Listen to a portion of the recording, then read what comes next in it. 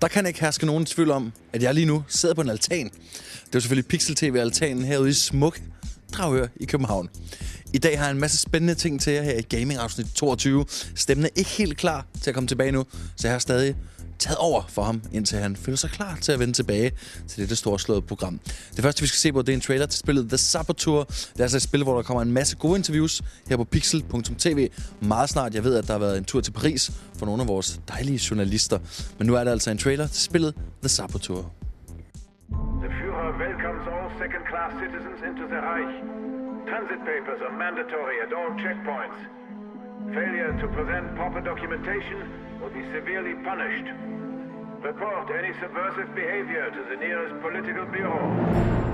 There are no words for the pain this war has caused. We won't get another chance to break out. Spirit is also a casualty during war. There is no turning back now. May he find peace in the next world. Here's to you, brother.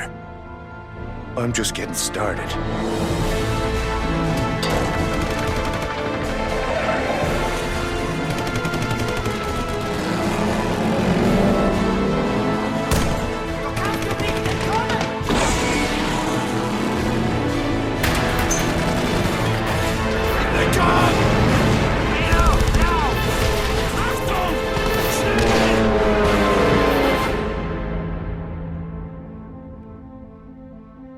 Hvis jeg siger dogme, så tænker jeg højst sandsynligt på Lars von Trier.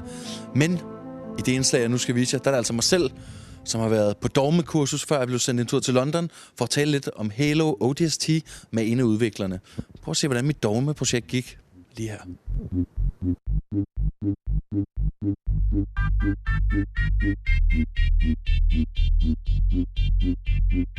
Nu tænker du, hvorfor ser det her så mærkeligt ud? Kameraet følger hans hoved. Det er fordi, at den her gang, da jeg sendte alene til London, jeg står forladt og alene. Så derfor, dogme-afsnit Halo ODST.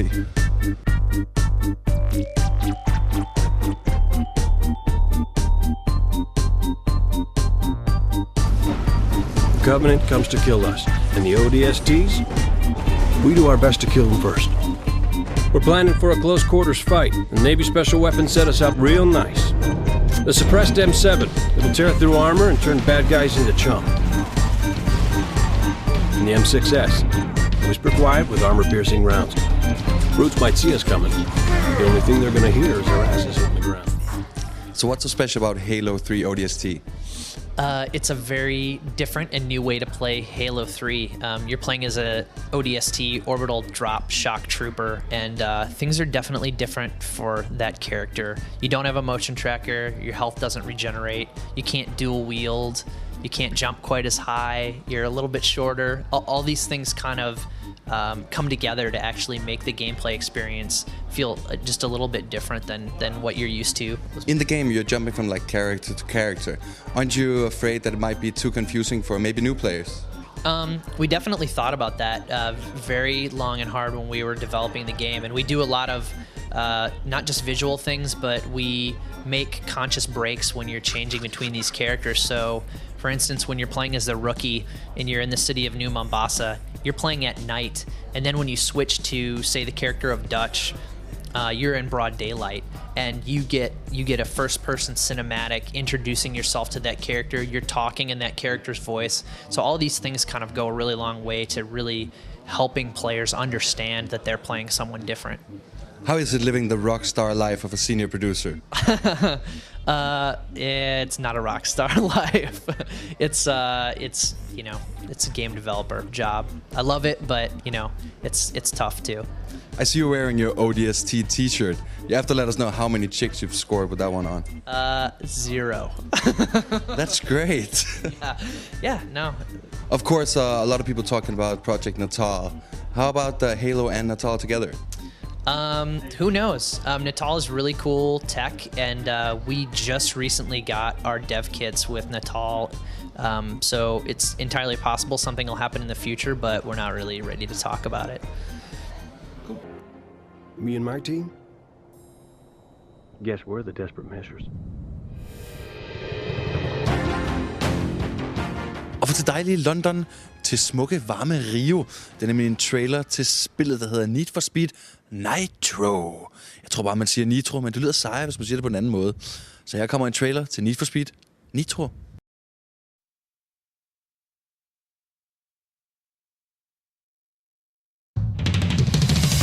Eyewitness Magazine presents Owning the World at 200 miles per hour, an inside look at street racing. Part 1, we take you to the streets of Rio de Janeiro, a city known for sport and speed. In Rio, anything's possible. Like 200 mile per hour races between the fastest street drivers in the world. One of them agreed to speak to us. Rule number 1, you got to be fast. So you need a boost. You drift, you draft, that's how you earn nitro. And that's like nothing else on the planet. But Rio's finest tell a different story. They think they're so smooth. We got ways to slow them down. And rumor has it that Rio is about to witness a high-octane showdown, the likes of which have never been seen before. You want to make a name for yourself on these streets, you got to come through me first.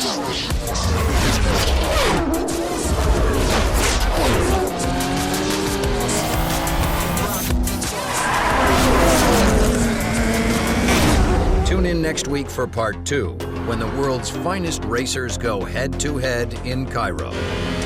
Sponsored by Need for Speed. Og det er altså en jordomrejse uden lige, jeg har til i den her udgave af gaming.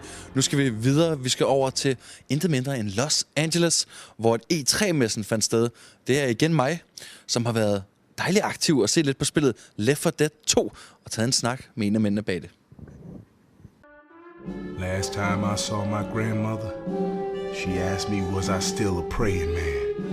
I told her, yes, ma'am. Well, she says, pray harder, 'cause it ain't working.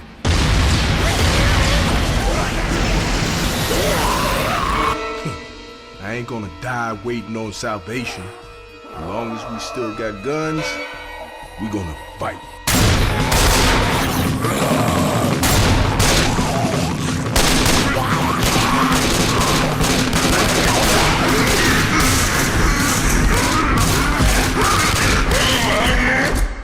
Vi er væltet ind i Left 4 Dead 2-området. Det er rigtigt, der er en 2 på vej til det så succesfulde Left 4 Dead 1.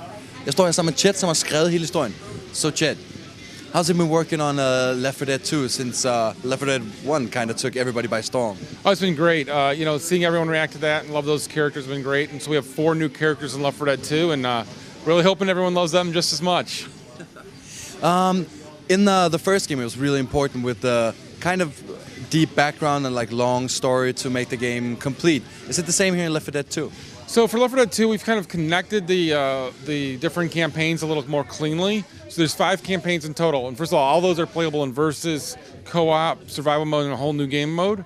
But they're connected in the way that the players will know like why they arrived in this vehicle, what happened here, as they go on. Because we really want to tell the story this time of these 4 and their travels. They go from Savannah through the deep south to New Orleans, and we want to make that really, for the people who like to play that way, we want to give something, but equally you can just jump right into the 4th campaign and start playing the 3rd, however you want to play it, right? We just want to give for both camps.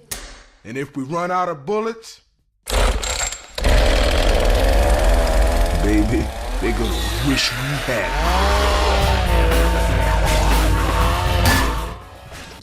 Is there any new characters or any new creatures? Yeah, so we have a bunch of new common infected. They're all redone. And the common infected, you can blow off sections of their arms, their legs, their heads, and if you have an axe, you can chop them up.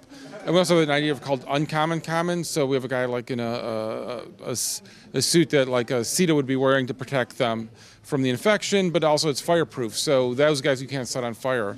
And then we also have specials that you get to play. And so one of those is the Charger we're showing today. We'll actually have a couple more before release. But today we're showing the Charger, and there's a special infected that comes in and charges and knocks everyone aside. And you actually get to play them in versus mode. Did you ever think that the Left 4 Dead 1 game would explode so much that it did online? And we had our hopes, right? You always hope, and it's just been absolutely fabulous to see the reaction. You know, you put out a game where one person's playing with 3 other random strangers, and you got to hope that everyone has a good game together. It's kind of scary, but it's been great to see that people actually do work together. Have you brought back the same multiplayer online way of playing as in the first game? Yeah, and in fact, one of the things as Left 4 Dead 2, we're talking about Left 4 Dead 2 today, we actually have some releases for Left 4 Dead 1 still coming out, and some of those will involve matchmaking. And for like in versus mode, you see a lot of what's called pub stomping, where one group of 4 dedicated guys work together and they go against 4 random people. Right, well, we're actually going to introduce 4 versus 4 matchmaking. That'll be in Left 4 Dead 1 before it even sees in Left 4 Dead 2. That sounds really cool. What is your personal favorite thing in the game? Right now, I really love the frying pan. It's my ringtone on my phone even. You smack guys in the head with the frying pan. It just feels really good, sounds really good. It's great. And you're, of course, a non-violent person. Oh, exactly. In real life, good chance I wouldn't hit you with the frying pan. Probably. Depends. Et af de mere old school, og måske synes jeg lidt mere cool, arcade-agtige spil, det er Grand Theft Auto Chinatown Wars. Det tager der altså virkelig tilbage til den gode gamle skole, som jeg var fra, hvor man så det hele oppefra. Der kunne man ikke se specielt meget ud af en lille kasse, man kørte rundt i. Det må altså vende tilbage til, dog med lidt pænere grafik. Så her kommer altså en trailer til Grand Theft Auto Chinatown Wars.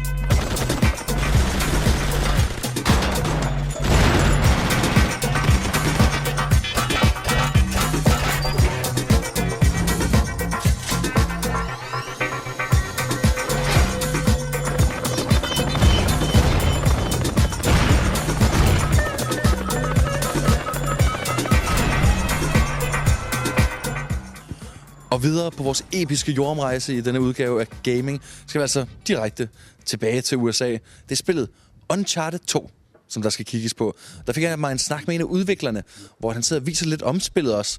Så prøv at se med her, hvordan det ser ud.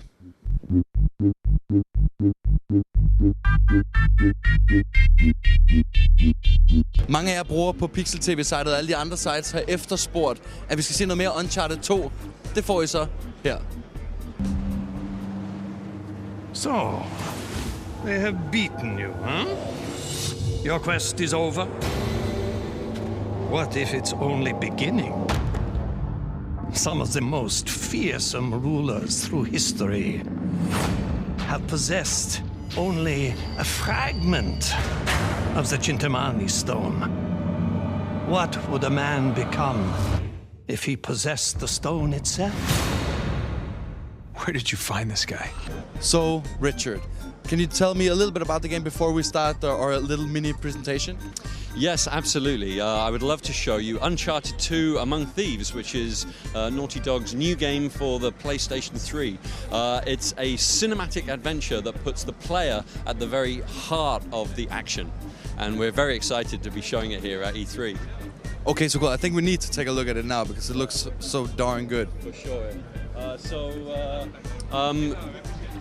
The game at this point finds Nathan Drake, our hero, and Chloe Fraser, his fellow adventurer and treasure hunter, exploring a war-torn Nepalese city. They're on the trail of a thing called the Chintamani stone, which is a fabled Buddhist artifact which, if it's real, grants the bearer great power. Also, if it's real, it's an enormous uncut sapphire which would be worth hundreds of $millions on the open market, which is probably why Nathan Drake is so interested to find it. Now that sounds good. Who's been doing the modeling for those lead characters? I mean, the whole game is created by the enormously talented team at Naughty Dog. We are a Sony studio. We're based in Santa Monica here in California. And everything about making Uncharted is very much a collaborative effort. We have a team of some of the most talented game developers from all around the world. And I'm very pleased that you like what you're seeing. So in layman terms, how is it possible to make something look so realistic, especially the falling scenes and crawling scenes we see now? Well, I think that so much of the amazing look of Uncharted 2 is really due to the incredible power of the PlayStation 3. We've worked very hard this project to tap into the power of the cell processor that lies at the heart of the PlayStation 3, and we're drawing that power out in ways that we never have done before to create new shader effects, new physics effects, and of course a ton of new animation. So, will there ever be an Uncharted movie? Blockbuster hit movie? Well, I can't really comment on that right now, but it's rumored that there is a movie. It would certainly be a very cool thing. Who would we see in the lead role? I can only speculate. I think everyone has their own favorite choices. Whoever it is, it's going to be an awesome Nathan Drake. So why did you make this game? Did you have like a lost dream as a child of being a big adventurist after seeing hundreds of Indiana Jones movies? Oh, well, we really were inspired by all of the great adventure stories that we know, both from games and films, even from books and fables. And we did a ton of research into the adventure genre to create a game that was very colorful, full of life, humor, a little bit of romance, just to make something that we would really enjoy and that we hope that everyone else would enjoy as well. And we're delighted by the critical raves that we get in reviews.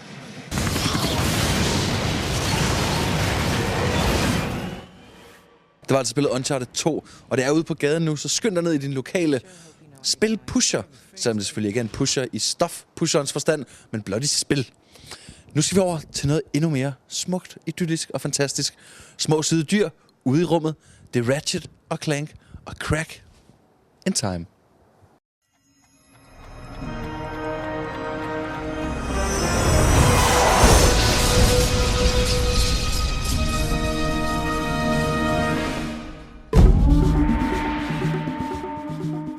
We get a lot of emails from our fans, and over again they tell us how many times they play through our games. 5, 6, 7 times. We're continually amazed by that. At Insomniac Games, we've had a history of including replayability features in our games, going all the way back to the Spyro series, and with Ratchet we offered something called Challenge Mode. Challenge Mode is returning, so, tougher enemies but bigger rewards. You can max out your weapons. We're going to have tons of skill points. We're going to have unlockable skins, cheats that are going to do some crazy things to the weapons, to the effects, and maybe even to the levels. Got to see it. And then, I feel like we're forgetting something. Oh, that's right. Yes, trophies are coming to Ratchet for the first time. So no more emails. You don't need to. Trust me, we got them in there. We have trophies for completing the arena challenges. We give out a trophy if you've collected all of the Constructo mod upgrades. If you collect 100,000 volts, you get a trophy. 250,000 volts, winning the game on hard or easy mode or medium mode. So there's a lot of ways to earn cool new things as you play through the game. We've also given you a lot of incentive to actually go back and play some of the levels you've already done. As people play through a Crack in Time, they're going to find that there's certain areas they can't access the first time through. One of the cool things you can unlock is fixing time. Clank actually can repair parts of the galaxy inside the Great Clock. Once you do that, you can return to these areas as Ratchet and get special prizes. One of the cool things too is that there are many optional space quests and moons that players can find in the space sectors. There's one secret sector that you can return to called the Corvus sector that has these really tricky moons that we really dedicated to the hardcore players. We really set up a lot of challenging platforming elements on these moons that you have to complete. So yes, a lot of people have asked us, is it just more than shooting? Yes. We have a lot of platforming in this game and it's going to be challenging, so watch out.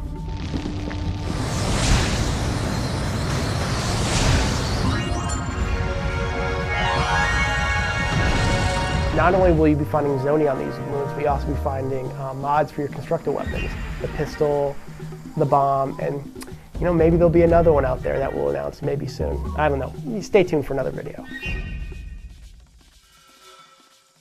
Throughout the game, Ratchet finds Zoni. These are lost creatures that have been scattered away from the Great Clock by Dr. Nefarious. By finding these creatures, they will help Ratchet find his way back to Clank. You don't have to collect all Zoni in the game, but if you do, you actually unlock a really cool boss challenge with Lord Vorsalon. Pitiful creature, you've meddled in Dr. Nefarious's plans for the last time. Prepare to be killed by... Wait for it. Lord Vorsalon! So if you make it to this boss, and you actually find a way to beat this boss, you will gain access to, yes, wait for it, the Insomniac Museum. This is a special level where we put a lot of our developer secrets and other cool things that we couldn't manage to fit into the main game. It's something we've heard many times, just like we heard about replayability. We've heard that people wanted the Insomniac Museum to return, and it will. And if you stay tuned, you're going to be learning a lot more stuff about that in weeks to come. We're very excited about the many unlockables and replay features in A Crack in Time, and we look forward to hearing your feedback when it comes out this October 27th. Så kan jeg også fortælle, at om ikke alt for længe, så kommer der altså Ratchet & Clank interview med en af udviklerne. Og så har vi også lidt hands-on, da jeg faktisk lige har været i Finland, næsten lige landet fra Helsinki er. Og der fik jeg altså mulighed for at se på spillet og møde selveste Ratchet. Det var alt, hvad jeg havde til i den her udgave af gaming. Måske vender jeg tilbage for frosten på altanen, eller så stemmen tilbage. Det er aldrig godt at vide.